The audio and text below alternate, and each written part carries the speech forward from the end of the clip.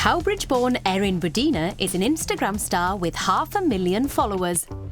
She makes big bucks as a model, a businesswoman, a musician, and recently she opened up a new income stream, her own YouTube channel. Offering glimpses into her glamorous lifestyle. Got the green bag.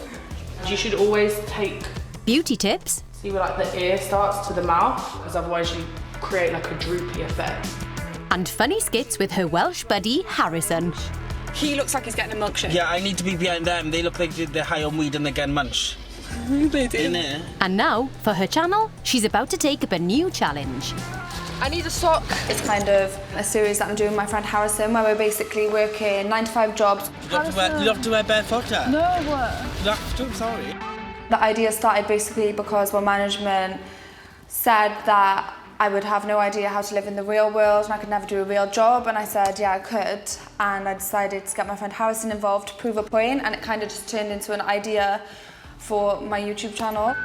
So today, Erin and Harrison are going to be filmed for her YouTube channel, attempting to graft at a waste and recycling centre. I need a toilet.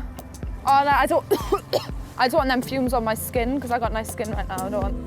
It's important for me to have a YouTube presence because I really wanted people to see like the real me, because people always have a perception of you just by looking at your Instagram page when all they see is pictures. And obviously it's kind of like a facade. It's like best angles, best lighting, best locations. It's not a real perception of who I actually am. That'll be worth a lot of money soon. So I really wanted people to see like the real me, what I actually do, who my actual friends are, what I find funny, like my humour. All right, are we ready? Yeah. Okay, and action. Unlike the single click of an Instagram pic, YouTube videos are more work. That is scary. But Erin's very clear on why she's doing this. Your engagement is a lot higher if you're a YouTuber than if you're an Instagrammer. That's in my opinion anyway. There's a spider by you. For me, having both just means I can like double, triple my income, so. Wait, my eyelash. My helmet's stuck on my eyelash. Harrison, I think it's too big for me. I posted my first video 3 weeks ago and I have like 3,000 subscribers, so it's definitely a lot different. It's not a case of, oh, I've got YouTube now and everyone from Instagram comes and follows me. They're completely different worlds, completely different audiences. I wouldn't mind doing the truck, what he's doing. Why is he going so fast? My insights on Instagram is kind of like an older audience, but all my subscribers on YouTube are young females, so. What happens if it topples over? Yeah. Has anyone died doing this? Yeah. Yeah. He said someone has died before. I have to like now build an audience more with like young females, I think, because they're the ones who tend to watch my YouTube. This is hard, isn't it? Oh my God, I'm scared. I don't think I should do this. It's like doing that clasp thing in the arcade, except for way harder. Thank you. I shouldn't have worn these eyelashes because they're way too big and I'm collecting all the dust in them and then it's falling in my eyeball. So I feel like my eyeball's on fire. My hair is all in my face. I've got lip gloss on so dust is sticking to my lips, and I have a crop top on, so I'm cold. If someone said £500,000 to work here for a day, like no way. Erin's working hard to generate channel content. So far, as well as her stint on recycling, she's worked as a wedding waitress, a sandwich maker, a farmhand, and a patio cleaner. But this YouTube lark is proving far harder than she expected. But I'm not sure if that's because I can't remember how I was when I started Instagram, but starting YouTube, I feel like it's a lot harder to get subscribers, to get views. So yeah, I think with YouTube it's consistency. Same with Instagram really, but it's a lot easier to be consistent with pictures than it is with content, because you constantly got to think of what type of video content you can put out. Trying to be a YouTube star. It's a dirty job, but someone's got to do it. Meanwhile... What's new, clear like? Whoa, whoa, whoa. For a dog and cat. Whoa, whoa, whoa, whoa. On a Valleys industrial estate just outside Merthyr, the staff are busy packing dog biscuits. The biscuits and this song are the brainchild of Welsh Young Entrepreneur of the Year, Callum Griffiths. So we're just popping down. Hi Leslie, how are you doing? You all right? Yes, fine. You got the batch details there? I do, yes. So I'm just going to print off some best before dates ready for them. No problems. That's great. All right, thank you. I've always been motivated by business. Hi, how are you getting on? You all right? Whether that was pens in school or whether that was sweets, I was trying to create a bit of extra revenue wealth for myself. My first real flavour for business was when I started breeding and selling chickens from my parents' back garden, and that was when I was 13, and grew that business to start selling chicken feeds, advice, coaching, mentoring. I'm not going to say coaching and mentoring for chickens, it was more about advice and stuff, so we'll start that one again. Dog food was the natural progression. So currently there's 25 people working across the brands in the UK, and that scales to a larger number internationally. We manufacture in excess of 35,000 tonnes of product a year, and we export to 13 countries worldwide. So, is there much dosh in high-quality dog nosh? The pet sector is worth about 7 billion in the UK and over 100 billion internationally. Nice. So, how much is Callum hoovering? That's not actually a number that we hand out, so... Fair enough. How the boxes coming together, are they okay? What about what it's like being a boss to people 2 or even 3 times your age? Initially, working with people older than me was really, really difficult. People sort of never understood why they should work for somebody that's younger than them. Okay, so how do you win their respect? What? It's how do you win respect? Oh, how do you win respect? I thought, who do you really respect? I was like, really? Have I got to give names out? How do you win respect? Okay, how do you win respect? Okay. So to win respect with employees and other partners within the business, I think it's important that we all share responsibility. As a result of that, we also share success. And if they don't want to share responsibility and success? Inevitably in business, difficult decisions have to be made, and it hasn't been unprecedented to have to remove people from the business or even fire people in the past. Making tough decisions enable us to thrive in the future and become a successful business. So it's vital to continue success, really. So, a lot of responsibility. It's often overwhelming to kind of keep all that in your head and think about it all at the same time. Something that I practice quite frequently is having a brain dump, which is where I put all the ideas and thoughts that are in my head onto a piece of paper, start to prioritise them. So it's about eliminating what's not vital and focusing on what is. As MD of a multinational company, there's one big issue that's currently top of Callum's mind dump. Brexit. So we're buying euros in abundance so that we are able to manage that currency conversion a lot better and making sure that we can maintain pricing. We're also starting to invest in our European manufacturing facility as well. So we have a site in County Kilkenny in Ireland, and that enables us to have a direct link with our European partners without risking border issues across the UK itself as well.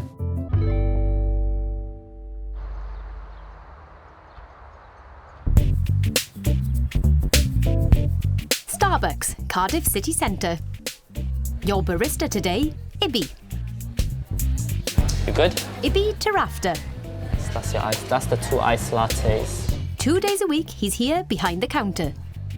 The rest of the time, he's partying in Beverly Hills. Oh, we in the mansions, bro. Partying is a byproduct of Ibby's other day job. Because Ibby's a highly sought-after graphic designer, working with celebs from Javonta Davis to Jay-Z. Yes, it gets a bit trippy. 1 minute he's hanging with Floyd Mayweather, the next he's serving iced lattes. There you go. Oh, thank you. No worries. Working in Starbucks during all of this success, it's crazy because one time I was in New York and I was in Broadway in a meeting in like the middle of Times Square. That was like on a Saturday, and then on that Monday I was in Starbucks putting muffins out. So it's like the whole going from like literally going from the top to like ground level. It's like, it's crazy. But there's method to Ibby's muffin madness. You have to stay grounded, and I feel like working in Starbucks and it enables me to just meet everyday people, see what's going on, get to know about people like the real life, you know. And also regale his regulars with celebrity stories. So like one of these guys at Rock Nation, Jay-Z's company, he actually took me to like a private party. It was like an invite-only event, you know, like nobody even knows about these events. They're like completely... So I wouldn't have got in? Completely private, and it's like at some nice rooftop Hollywood bar. There's so many celebrities there that you don't even expect to see because nobody knows about it. It's like, what is going on, man? What is going on? No, I'm thrilled for you, really am. Yeah, thank you, I appreciate it. No, it's nice sharing my story with you, you know, and like every step of the journey. Well, I do appreciate it because you enthused me. I told you that smile will take you anywhere. That smile will take you anywhere, yeah. People like Fred, it's important to have them in your life because it's different perspectives and you understand how people think, how different people think. And if you know how different people think, you're able to better design because design is tailored for specific people. So if you've got a range of different people in your life, you know, oh, that person likes this or this person likes that. So of course it goes into my design work. But if you'd like Ibby to design for you, get in the queue. There's currently a 6-month waiting list. Yes, so this is my studio, and so this is a space where I'm able to really just bring people into my own world and really show what's going on in my mind. Like everything in this studio is curated and handpicked. Ibby's big design break came when he saw that current world lightweight boxing champion Geronta Tank Davis had an upcoming fight in London. With his keen visual sense, Ibby had noticed something amiss. This guy, he hasn't got a logo, he hasn't got no branding, nothing present. Like maybe I should propose that to his team. So he got in touch with Tank's people. He was like, listen, don't talk, just do the work. So I had gone back to Cardiff and I spent like the next 5 days just coming up with loads of different concepts, really trying to capture who Geronta Davis is. There were so many different directions to go with this project. Like, do I brand him as Geronta Tank Davis because that's his nickname, Tank? Or do I just do Tank? Or do I create like an acronym? And that's what I done, I created an acronym, GTD. So I started combining different letters, GTD, different combinations, just seeing if there's a clever way to put the 3 letters together. As I was going through this process, it was kind of looking like a tank.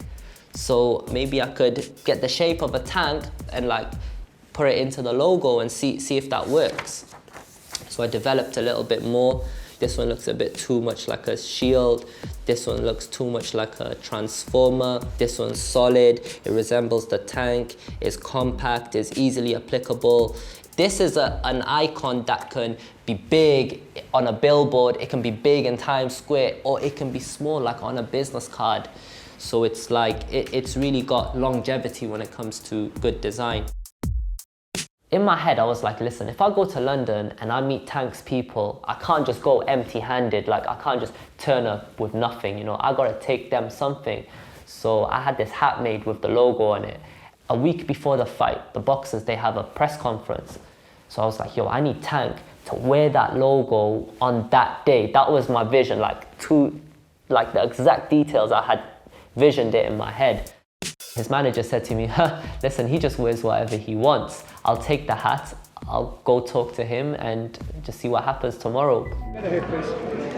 So the next day, my days, like he was wearing the hat with the logo, and then on top of that, all of Tank's team is wearing the logo like in big on their t-shirts. So it was like, I designed this in a little coffee shop in Cardiff, and now these guys are wearing it.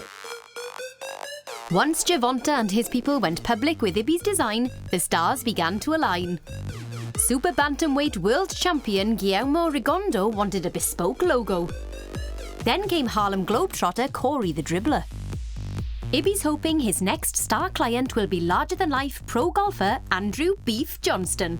As soon as I seen like his face, I felt like, yo, this guy's different, man, he's unique. And we'll be back later to see if he can woo the beef. I felt like you needed like a street edge to your logo. With his designer chic. A swanky hotel in central London. The location for another Erin Badina shoot. I like to go to like hotels and stuff because I like to have different backgrounds and I kind of like it to be kind of like luxury, so yeah.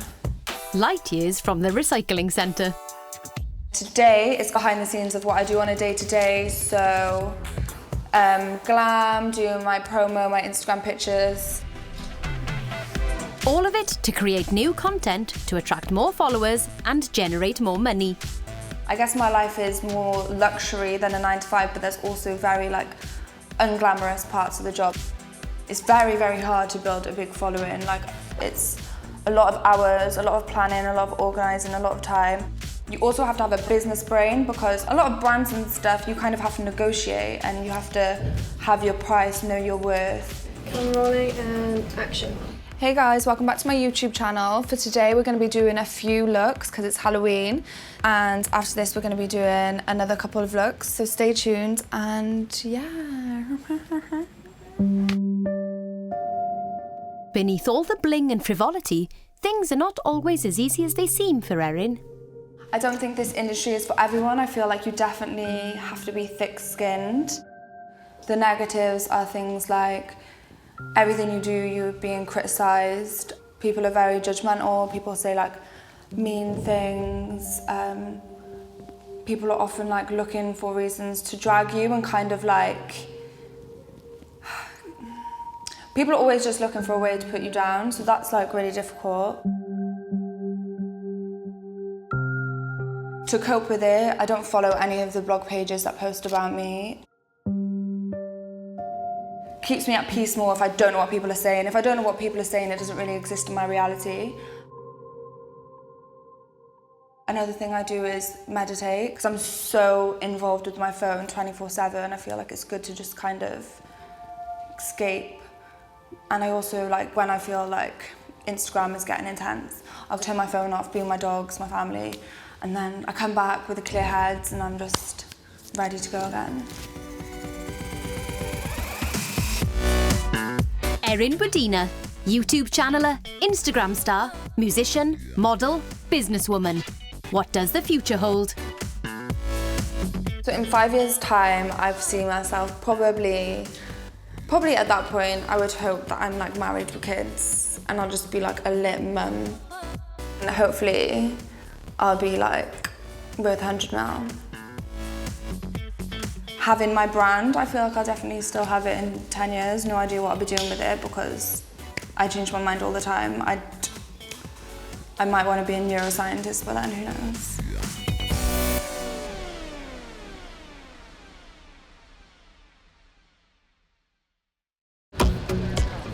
Kilkenny, Southern Ireland.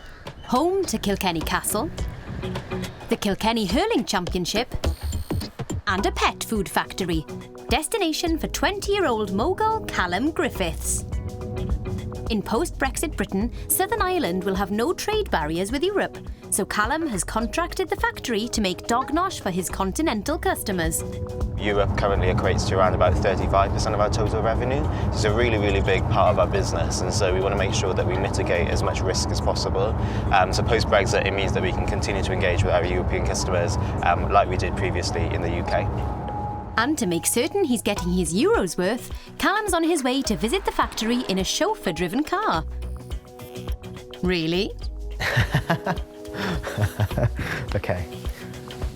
So in Ireland, the minimum wage to hire a car is currently 21, so I'm having to get driven around to visit the sites that I need to work at. And cars are not the only ageist issue. So there's quite a few disadvantages to being a young entrepreneur. Some issues that I've encountered myself has been opening a business bank account. So generally you need to be either a director or a director of a sole trading business and generally reach the age of 18, so you're not able to open a proper business bank account prior to that. But also if you're looking to register a limited company, you should be 18 before you have a directorship in a limited company business. Driving is also a major restriction, so public transport is a necessity for people that have a younger age, and obviously if you've got lots of meetings and lots of places to be, that can be really, really difficult. Which is why Callum is having to pay to be chauffeur-driven to give the factory the once-over. On with the inspection. If you've ever wondered how a dog biscuit gets made, here goes. We set out technical data sheets which gives a very, very clear understanding of all the ingredients, what needs to be in there and how much of those ingredients need to be there. In this case, dried venison. This is a 30-ton load batch, yeah. Before you mix it with any other ingredients, you need to check for quality. You're just sampling it to make sure that it conforms with the standards that we need in terms of analytical constituents. As soon as this has been pass fit and it's suitable for our product, we release the rest of the load into production. So this part of the process is the weighing out of the raw materials. So up here we have 27 raw material holding bins. They hold up to about 34 to 38 tons of product each. And then in the computerized control panel, we'll choose what ingredients are coming through what when. So this is our extrusion room. It's one of the final processes in the production of our food. We apply pressure, steam and moisture, and then it cuts up the shapes and it pops out like a popcorn. And that's what gives us our unique dog food shape, really. Checking things in person is an element of quality control and quality assurance, obviously. But it's also making sure that I understand every step of the process so that I'm able to communicate with any staff member, whether that's on the production floor or whether that's in the office. You can do the switch, I can just grab it down here, is that all right? I think a big element of working with people that are older than you or more mature than you is making sure that you convince them or share them the knowledge that you know what you're talking about and you really believe in the idea that you're working on. So being very transparent, being very open and being very honest, I think is important. But also showing a small amount of vulnerability as well. Not making sure that you know everything, but be willing to take their ideas and take their comments on board and blend them into your final idea, I think is really, really important. So shared input from everybody is vital to winning trust and winning success. For what he's achieved, he's actually quite a humble guy, but you wouldn't be long in a conversation before you know this guy's the real deal, so yeah, he knows how to get things done, yeah. Callum Griffiths, Welsh Young Entrepreneur of the Year. He's the dog's biscuits.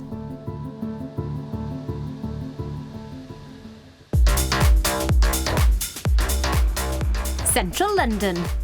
And Ibiza after, Cardiff barista and designer to the stars, nervously awaits his next meeting. It's a presentation to cult golfer Andrew Beef Johnston. I just got a tunnel vision in it. Like this week, I've just been focused on the task. So many people have been text messaging me, emailing me, sending me DMs on Instagram. I'm just like, just pause, you know what I mean? Just pause it. This is a good project. This ain't no like one-hit wonder project. And here comes the man, arriving with his fiancée Jodie, the Beef himself. A rising star whose success on the golf course has landed him a sponsorship deal with a US burger company, with more deals in the pipeline. So the Beef wants a brand image. I want something, yeah, nice and bold and fun, you know, and people look at it and be like, oh, that's Beef. He's the golfer, the fun one, and yeah, gets on well with everyone and gives his time and love to everyone, and that's what I really wanted to stand out for. I'm going to present him initial ideas for his logo, which is going to be part of his new branding. All of the ideas are strong because, come on man, like this is a big deal, you know, I can't be bringing I have to bring strong ideas to the table. Here goes. So we've got the initial ideas in it, so here I start off with like a general brainstorm. So obviously here we've got, you're a golfer and you've got the trophy that you had won. So things like this trophy, the shapes, maybe I can put the shapes on a burger, you know? Here we've got the flag. I've pulled the shape from the flag and I've written the word beef, but I felt like this was a bit too upright because I felt like you needed like a street edge to your logo. Yeah, I don't know, I felt like that's kind of like 100%. You, innit? So I kind of went for like an urban approach here. Then I realized the shapes in the middle, they kind of look like the layers from a burger. So I was like, yo, this logo is nice. Maybe if we curve it up a little bit, it adds a little bit more character to it. It's weird though, when you look at that though, you think it's like beef, and obviously people like beef like that, and having the bigger is kind of... Yeah, it needs to have a balance of not just visually look good, but also capture who you are as a person. And here we've got... That's really good. Yo, this is a doodle, man. This is a doodle. Yeah, they say like, cool. So you're not... I don't know what you put in. Huh? My mouth there. Yo, that was your golf tee. Are you sure? Yeah. That's not a spliff, man. That's not a spliff. That's what I was thinking. I was like, oh shit, it looks like a So again, just developing this idea, putting it into a circle, it has a lot more impact. It's like beef. The circle was good, but then I was like, nah, let me put it in a hexagon, see how it worked. Yeah. I didn't feel like you were a square. I didn't feel like you were a circle. You were kind of like a hexagon, you know what I mean? Yeah. So that's where the hexagon idea come from. And then here we've got the flag, because you want to get the ball to the flag, innit? And when I first spoke to you, you said your mission was, I want to win tournaments and have fun. Yeah, that's it. So it's like, what can represent like winning and having fun? The flag represents winning, you know what I mean? It's like you want to get the ball to the flag.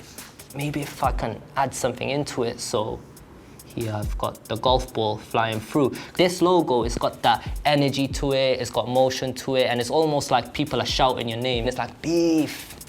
Yeah, it's like a lot of ideas, man. So, which ones are cutting it? That one. It's got the beef thing, it's a bit more street. I feel like it could go on anything. Yeah. They did like the flag idea. People do say beef, so it does look like it's... Got sound to it. Yeah. And a wild card from the margins. I kind of like that one in a way. And the silhouette style. Just like side profile, making the beard obvious and the hat obvious. Yeah. Just like a little logo somewhere. Yeah. So, 3 ideas for Ibby to work on. He's just very down to earth, really nice lad, and some of the ideas have been really good, and I'm looking forward to for him to go back and work on them a bit more and see what he comes back with again.